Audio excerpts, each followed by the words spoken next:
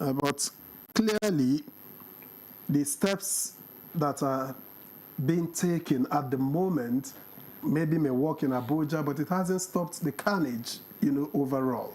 Because what we still find is the continuous accidents, loss of lives, and all of those.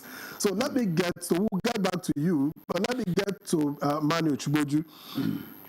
What's your assessment of this whole situation? Yes, haulage vehicles, articulated vehicles are important for the economy, to keep the economy ticking because of, moving goods and all of that around the country.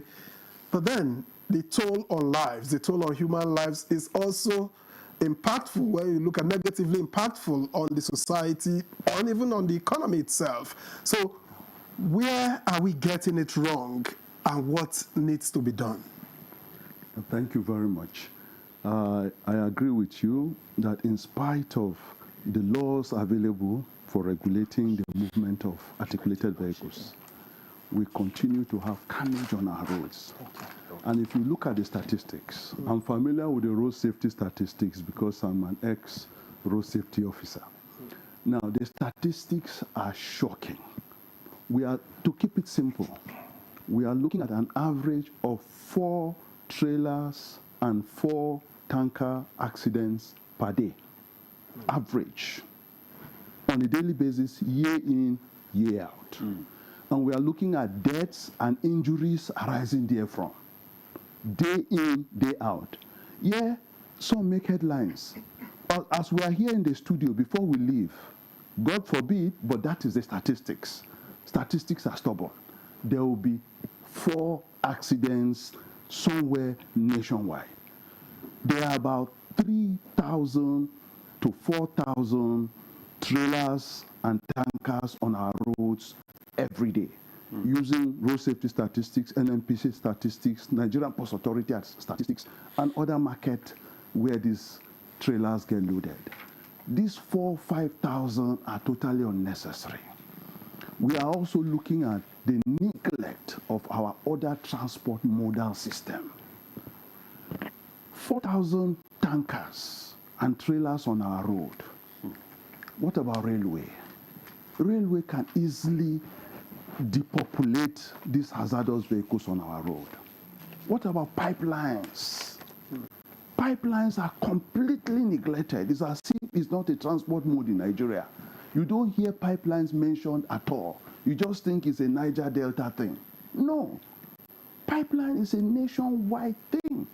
In fact, pipelines should be such that some pipes should be wired to our individual homes, just as you have taps in your house. Gas should be wired to our houses, and other gadgets and other facilities like petroleum should be wired to our neighborhood. We don't need these tankers and trailers on our roads if we depend and develop and stop the neglect of other transport modes. We have about 20,000 square kilometers of waterways in Nigeria. 10,000 year in, year out that are navigable. We don't use them. 26 to 30 states in Nigeria are navigable. We don't use the waterways. We have river ports fully developed that are neglected. I don't want to mention Onitsha Port. I don't want to mention Baru. I don't want to mention others that are totally neglected. These are ports, river ports. I don't want to mention Makurdi, Benue, where I am from. All these are totally neglected. Everything is road. The concentration of our transportation on just road alone, we are looking at road safeties are here, VIO are here, we're looking at 85 to 90%, which is totally lopsided and wrong. We're not even talking of the damages to these vehicles. No pen. They are here, they will affirm what I'm saying about damages to their vehicles on a daily basis. Daily. The vehicles are damaged, they get burnt, they get destroyed. The goods they are carrying get damaged, they get burnt, they get destroyed. So if they can attest, why are they not using, other means to transport their products? It is the false economy of it, because they have this feeling that we must be on the road. You don't have to be on every road. You don't have to be. You can just go to a railway station and pick your goods from there. You can go to an NMPC depot where there's a pipeline and pick up your goods from there. You don't have to travel all the way to Lagos. We have tank farms in Lagos. Road safety have given them standards to use for loading, for safe loading. Safe to load trucks. But these tank farms neglect it because they want to make profit.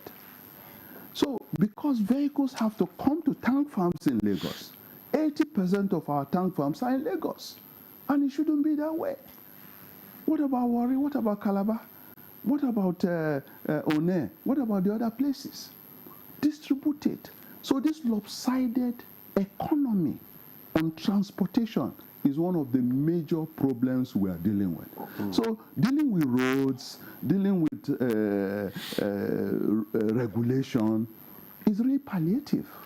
It's really palliative. The fundamental issues, the neglect of our modal transport system, intermodal. Just deal with waterways, deal with railway, deal with pipeline. If you deal with these three things for a start, it will significantly, if not radically, transform this issue that we keep discussing year in, year out. I was just discussing with my colleague here. We've been on this issue since 1988. We were just young graduates from the university. 1988, this same issue.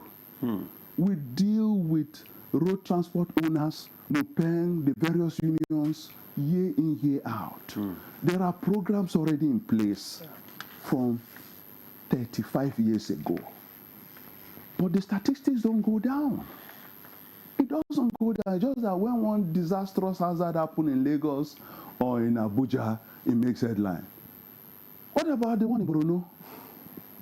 What about the one in Calabar or in Ogoja or in Otukpo? What about the one in Owerri that people don't hear? What about the one in Kebbi that you don't hear of? That will run into a market and destroy things that journalists are not there to cover, that our smartphone users are not there to cover. Daily basis, and we've been on it since 1988, and the statistics have not gone down.